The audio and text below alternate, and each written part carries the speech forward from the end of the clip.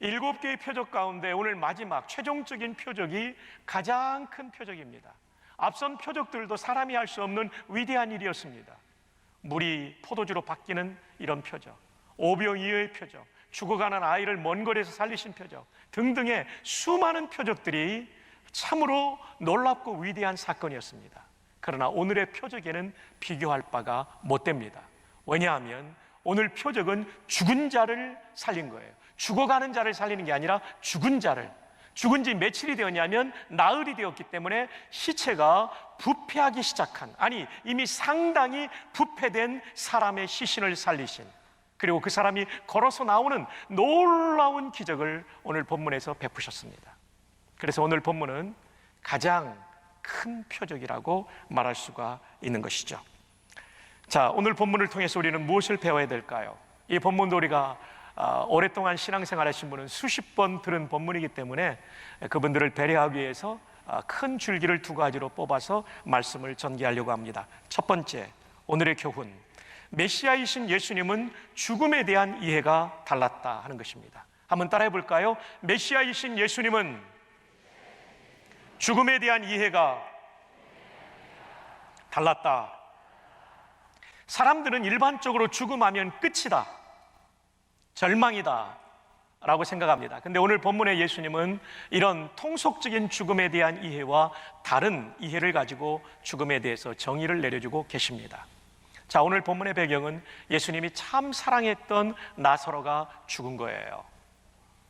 나사로, 그리고 그의 누이들에 대한 이야기가 나올 때마다 예수께서 사랑하시는 자라는 표현이 본문에 여러 번 등장하는 것을 여러분 읽을 수 있을 거예요. 11장 5절에 보면 예수께서 본래 마르다와 그 동생과 나사로를 사랑하시더니 이런 말씀이 나옵니다. 근데 그 너희들이 예수님께 사람을 보냅니다. 이때 예수님은 예루살렘과 가까운 베다니에 있던 나사로의 식구들과 달리 요단강 건너편 약 하루 정도의 길이 떨어져 있는, 하루길이 되는 그 거리에 계셨다라고 합니다. 보내서 너희들이 예수님께 사람을 보내 하는 얘기가 사랑하시는 자가 병들었나이다. 여기에도 사랑하시는 자라는 표현이 나와요. 그러니까 아주 각별한 사이였던 것을 볼 수 있죠. 자, 이렇게 사랑하시는 자가 병들고 죽어간다고 할 때 보통의 예수님의 상황 같으면 예수님은 쏜살같이 달려가셨을 거예요. 근데 예수님께서는 무려 이틀이나 더 요단강 건너편에 유하셨다라고, 계셨다라고 말씀하고 있습니다. 그리고 이틀이 지난 다음에 예수님께서 이제 나사로에게로 가자라고 하시면서 이런 말씀을 하십니다. 11절입니다. 이 말씀을 하신 후에 또 이르시되 우리 친구 나사로가 잠들었도다. 그러나 내가 깨우러 가노라. 12절에 제자들이 이르되 주여 잠들었으면 낫겠나이다 하더라. 13절에 예수는 그의 죽음을 가리켜 말씀하신 것이나 그들은 잠들어 쉬는 것을 가리켜 말씀하심인 줄 생각하는지라. 14절에 이에 예수께서 밝히 이르시되 나사로가 죽었느니라. 여러분, 죽음에 대한 예수님의 이해가 어떤 이해입니까? 죽음은 절망이 아니라 잠자는 것이라고 말합니다. 우리가 어젯밤 자고 오늘 아침 일어나 이렇게 준비하고 예배당에 나온 것처럼 죽는 것은 그것으로 끝나는 것이 아니라 반드시 다시 일어날 부활의 아침이 있다라고 말씀하십니다. 예수님이 정의 내린 죽음은 잠자는 것입니다. 여러분과 제가 죽는 순간 이런 분리가 일어날 것입니다. 영혼과 육신이 둘로 완전히 분리됩니다. 성도의 영혼은 죽자마자 천국으로 가게 될 것입니다. 그리고 육신은 죽자마자 부패가 시작되고 그리고 흙에 묻히거나 화장될 것입니다. 그러나 전능하신 하나님께서는 화장돼서 죄로 사라진 우리의 몸이라 할지라도 무에서 유를 창조하셨듯이 우리를 새롭게 창조하시는 그런 부활의 아침을 주실 줄로 믿습니다. 이것이 오늘 성경이 말하고 있는 것입니다. 죽음은 저마다의 인생의 시간표의 취침 시간이라고 말할 수 있을 거예요. 그러나 부활은 우리 모두가 일어날 기상시간이 될 것입니다. 사도 바울도 죽음을 잠자는 것으로 이해했습니다. 고린도서 15장 51절에 오면 보라 내가 너희에게 비밀을 말하노니 여러분, 비밀이라는 말은 두 가지 뜻이 있어요. 군사 비밀, 이것은 secret 또는 confidential로 번역이 됩니다. 여기 미군 계시던 우리 형제님도 오셨는데요. 네, 새신랑 되실 분입니다. secret 또는 confidential로 번역됩니다. 근데 여기서 사용된 비밀은 그런 군사 비밀이 아니라 신비롭다고 하는 미스테리, 우리가 잘 몰라서 수수께끼라고 말하는 미스테리, 신비로운 비밀을 말합니다. 군사 비밀은 꽁꽁 숨겨야 됩니다. 적이 알면 우리 작전에 지대한 피해를 줄 수 있기 때문에. 그러나 이 미스테리는 성령의 감동만 있으면 누구나 깨달을 수 있는 신비로운 비밀이며, 아니 오히려 지금은 적대적인 관계라 할지라도, 지금은 예수님에 대하여 반대하는 사람이라 할지라도 우리가 복음을 전해서 이 신비로운 비밀을 알려야 될 책임이 있습니다. 그러니까 이 비밀이 다르다는 겁니다. 군사 비밀인 시크릿과 컨피덴셜은 지켜야 되는 것이라면, 보안을 유지해야 되는 것이라면, 이 하나님께서 주시는 신비로운 비밀은 더 많은 사람에게 알려야 될 비밀이죠. 근데 성령의 깨달음이 없이는 알 수 없기 때문에 이것을 비밀이라고 부릅니다. 미스테리. 보라, 내가 너희에게 비밀을 뭐 한다고요? 말하노니. 비밀은 말하면 안 되는 거예요. 근데 말하노니 라고 말합니다. 우리가 다 잠잘 것이 아니요, 이 잠잔다는 표현이 나와요. 이게 죽음을 의미하는 말이에요. 마지막 나팔에 라스트 트럼펫에, 이 나팔이 트럼펫이에요. 순식간에 호련히 다 변화되리니, 우리 몸들이 다 변화를 경험한다는 것입니다. 나팔 소리가 나매, 여기도 트럼펫이라고 나오죠. 나팔이 will sound, 울려 퍼질 때, 나팔 소리가 울려 퍼질 때 죽은 자들이 썩지 아니할 것으로 다시 살아나고, 죽은 자들은 썩지 않는 몸으로, 죽지 않는 몸으로 다시 산다. 다시 붙자에 살활자, 부활이 일어나고, 우리도 변화되리라. 우리는 지금까지 살아있는 우리, 바울이 어쩌면 다시 자신의 생애 속에 예수님이 올 수 있다고 생각하기 때문에 우리도라는 말을 쓰고 있죠. 지금 예수님이 재림하신다면 예배드리고 있는 우리들은 부활입니까? 변화입니까? 변화입니다. 왜냐하면 죽지 않았기 때문에 다시 살아나는 게 아니에요. 근데 부활과 변화의 상태는 똑같은 품질의 부활의 몸을 우리가 입게 되는 것이죠. 맞습니다. 예수님의 재림을 알리는 트럼펫 소리와 함께 수많은 사람들의 몸의 변화를 경험하게 될 텐데, 죽지 않는 부활의 몸을 입게 되는데, 그때까지 살아있는 사람은 변화로, 그리고 죽었던 사람은 부활의 몸을 입게 될 것입니다. 주 안에 사랑하는 성도 여러분, 예수님께서는 죽음을 절망이라고 한 번도 말씀하지 않았어요. 오히려 주 안에 죽는 자는 복이 있다라고 성경은 말하고 있습니다. 여러분, 이거 동의하십니까? 오늘 예수님께서는 죽음에 대해서 뭐라고 말하냐면 잠자는 것이라고 말합니다. 영혼은 즉시 천국 가지만 육신은 땅의 침대에서 누워 자는 것처럼 비유하고 계십니다. 일어날 날이 반드시 있는 거예요. 그러므로 사랑하는 성도 여러분, 여러분이 죽게 될 때 죽음을 두려워하지 말고, 내 영혼이 즉시 천국 가며 이 몸이 흙으로 돌아가겠지만 다시 부활할 날이 있다는 것을 믿으며 당당하게 죽음을 맞이할 수 있기를 바랍니다. 아울러 자녀들에게 이런 마지막 말을 하면 얼마나 좋을까요? 얘들아, 너무 슬퍼하지 마라. 엄마 아빠가 죽지만, 그러나 내 영혼 즉시 천국 갈 것이고 이 몸도 주님 다시 오시는 재림의 그날 다시 살게 될 거야. 오히려 위로하며 세상을 떠날 수 있는 멋진 하나님의 사람들이 되기를 주님의 이름으로 축복합니다. 아울러 여러분의 사랑하는 가족들 가운데, 특별히 비교적 젊은 나이에 남편을 여인 부인들이 우리 교회도 좀 계십니다. 여러분, 절대 낙심하지 마십시오. 재림의 그날 우리는 다시 만나게 될 것입니다. 그리고 우리가 언젠가 세상을 떠날 때 우리 영혼도 천국에서 그분을 만나게 될 것입니다. 여러분의 눈물을 씻어주시는 주님의 위로가 있기를 주님의 이름으로 축복합니다. 십자가상의 강도가 예수님을 믿었을 때, 아니 목사님 어떻게 믿었다라고 그렇게 당당하게 말할 수 있어요? 예, 저는 이 문구에서 그 답을 찾습니다. 당신의 나라에 임할 때 Thy kingdom come. 예수님의 나라, 킹덤을 말했다는 얘기는 예수님을 킹으로 봤다는 것입니다. 이 킹이라는 단어는 성경에서 메시아를 뜻합니다. 그는 짧은 순간이지만 예수님을 메시아로 고백했고, 예수님께서 오늘 네가 나와 함께 낙원에 있으리라. 영어 성경에 paradise, 헬라 말로는 파라데이소스, 이것이 낙원, 천국에 대한 표현입니다. 죽는 순간 우리는 이런 놀라운 은혜를 경험하게 될 것입니다. 육신은 이 땅에 있지만 영혼은 천국으로 가는 놀라운 은혜를 경험하게 될 것입니다. 합법적인 비자가 없으면 미국 입국이 거부되는 것처럼 합법적인 믿음이 없으면 천국 입국이 거부되고 지옥에 갈 수밖에 없습니다. 합법적인 믿음이란 무엇입니까? 예수 그리스도의 십자가의 공로로 말미암아 내 죄가 속죄되었다는 믿음이 있을 때 우리는 천국 입장이 허락될 것입니다. 여러분, 이 얘기는 여러분이 많이 들으셨던 얘기일 거예요.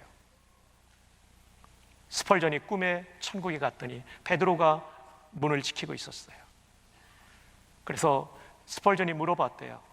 여기 장로교인들이 계십니까? 없습니다. 여기 침례교인들이 계십니까? 없습니다. 그럼 감리교인들이 계십니까? 없습니다. 아이고, 이제 종교개혁은 실패했는 모양이구나. 그럼 캐톨릭 교인들이 있습니까? 없습니다. 깜짝 놀라며 스펄전이 묻습니다. 그럼 도대체 여기에 누가 있단 말입니까? 여기에는 예수 그리스도의 십자가의 은혜, 그 보배 피로 속죄받은 사람이 있습니다. 여러분, 그렇습니다. 예수 그리스도, 그분의 십자가의 은혜만이 우리를 합법적으로 천국에 들어가게 하는 비자임을 믿으시기를 주님의 이름으로 축복합니다. 이제 예수님은 사랑하는 나사로의 무덤으로 가십니다. 그리고 거기서 비통히 여기셨다는 말씀이 33절과 38절에 두 번 나옵니다. 왜 비통히 여기셨을까? 33절을 보시면 심령에 비통히 여기시고 불쌍히 여기사라는 말씀이 나오는데요, 여기 비통히 여기시고가 어떤 뜻인가에 대해서 살펴보니까요, 영어 성경 NASB와 NIV는 was deeply moved, 깊이 마음이 감동되고 움직였다, 이런 뜻이에요. 근데 사전을 보니까 이 헬라어에 대한 사전은요, to be moved with anger, 분노로 마음이 움직였다. 그래서 이것은 그냥 그 슬픔에 잠긴 사람들 때문에 연민의 정을 느꼈다는 것이 아니라 어떤 분노를 느꼈다는 거죠. 그럼 누구에 대한 분노인가? 여기에 대해서 10여 명의 신학자들의 책을 찾아보니까 아주 소수의 사람은 죽음 앞에 슬퍼하는 사람들 때문에 분노하셨다라고 되어 있고, 대부분의 신학자의 해석은 그것이 아니라 이 사람들을 이렇게 슬프게 만든 죽음 때문에, 그리고 이 죽음으로 이르게 한 악한 영인 사탄에 대한 분노를 예수님이 표현하고 있다. 이것이 대부분의 신약 신학자들의 해석입니다. 자, 그리고 예수님께서도 울으셨는데 이 울음은 사람들의 울음과 다르다라고 신학자들은 해석합니다. 33절의 사람들의 울음은 클라이오라는 헬라어인데 방송대곡하며 눈물을 흘리는 것을 말하고, 35절의 예수님의 울음은 다크리오라는 이 단어인데 조용히 눈물을 흘린 거죠. 그래서 사람들의 울음은요, 통곡의 울음이었다면 예수님은 조용히 연민의 정을 느끼면서 우는 거였죠. 사람들은 어떻게 보면 약간은 절망적인 울음이었다면 예수님은 죽음이 절망이 아닌 잠자는 것임을 분명히 아셨기 때문에 다만 슬퍼하는 그들의 마음을 공감하는 울음을 흘리셨던 것이죠. 자, 이제 무덤 앞에 서신 예수님은 돌을 옮겨 놓으라고 말씀하십니다. 요한복음 11장 39절에 예수께서 이르시되 돌을 옮겨 놓으라 하시니 그 죽은 자의 누이 마르다가 이르되 주여, 죽은 지가 나흘이 되었음에 벌써 냄새가 나나이다. 이 마르다의 대답은 무엇입니까? 죽은 지 4일이 지났기 때문에 벌써 부패되어 가고 있습니다. 여러분, 우리나라도 더운 날씨에는 금방 시신이 부패되잖아요. 근데 거기는 얼마나 더운 날씨입니까? 나흘이 됐으니까 상당히 부패되었겠죠. 냄새가 심했겠죠. 여러분, 불가능하다는 마르다, 사실 마르다는 바로 이전에 이런 신앙 고백도 했던 사람이에요. 요한복음 11장 27절에 이르되 주여 그러하이다, 주는 그리스도시요 세상에 오시는 하나님의 아들이신 줄 내가 믿나이다. 놀라운 신앙 고백, 예수님을 그리스도로 하나님의 아들 곧 하나님으로 고백했던 사람이 예수님께서 돌을 옮겨놓고 이제 이 사람을 살리겠다고 말할 때 주님, 안 됩니다. 저렇게 많이 부패됐는데 어떻게 살립니까? 이런 불신앙의 말을 하고 있는 거죠. 신앙 고백은 멋들어지게 했는데 삶의 현장의 문제에 대해서 도와주시려는 예수님에 대해서는 안 된다고 거부하는 마르다의 모습에서 우리는 우리들의 모습을 보게 됩니다. 예배를 드릴 때는 멋진 예배를 드리고, 신앙 고백할 때는 너무나도 정확한 신앙 고백을 하고 있지만, 삶의 문제로 돌아갔을 때는 예수님이 전능하신 하나님이 아니라 무능하신 하나님인 것처럼 우리는 생각할 때가 있지 않습니까? 예수님이 그래서 이런 말씀을 하십니다. 40절에 예수께서 이르시되 내 말이 내가 믿으면 하나님의 영광을 보리라 하지 아니하였느냐. 주 안에 사랑하는 여러분, 오늘도 하나님의 말씀이 나에게 감동으로 다가올 때 그 말씀을 믿을 수 있기를 바랍니다. 하나님의 영광을 보는 여러분들이 될 수 있기를 주님의 이름으로 축복합니다. 이제 예수님은 하늘을 우러러 기도하세요. 그리고 무덤을 향하여 큰 소리로 외칩니다. 어떻게 외치십니까? 나사로야 나오라, Lazarus come forth 외칩니다. 왜 예수님께서 죽은 자야 나오라 하지 않았을까? 그랬으면 죽은 사람이 다 살아나오기 때문에 곤란한 문제가 생길 수 있기 때문이라고 많은 설교자들이 말하죠. 그렇죠. 배우자가 돌아가셔서 재혼했는데 다 살아나오면 얼마나 곤란하겠습니까? 가족 관계가. 그래서 나사로야 나오라라고 지목했다라고 그렇죠.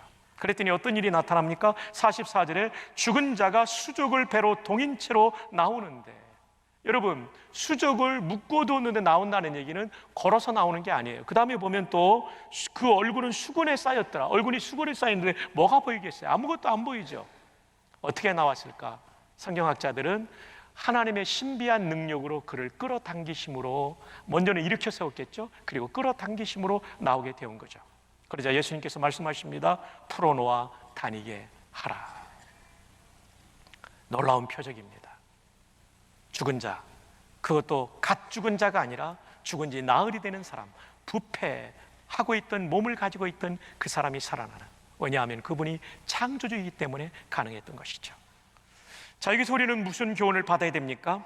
첫 번째, 죽은 자, 그것도 철저히 죽은 자, 완전히 죽은 자를 살리신 예수님, 그분은 우리에게 부활을 주시는 구주가 되십니다. 우리도 완전히 부패되고 흙으로 돌아갔을지라도 우리도 재림의 그날 부활의 몸을 입게 될 줄로 믿습니다. 믿습니다. 그 표적입니다. 두 번째, 죽은 나사로를 살리실 때 다른 방법을 쓰지 않았어요. 나사로야 나오라, Lazarus come forth. 말씀만으로 이 죽은 자를 살리셨어요. 마치 우주 만물을 말씀으로 지으셨듯이 여기서 우리는 예수님의 신성, 창조주 되신, 그러기에 메시아가 되심을 보게 되죠. 그래서 이 사건은 표적이 되는 거죠. 세 번째, 이 부활 사건은 잠시 후에 예수님께서 십자가에서 죽으시고 다시 부활하실 것을 예고한 그러한 표적이 되는 것입니다. 이것이 오늘 본문의 교훈이에요.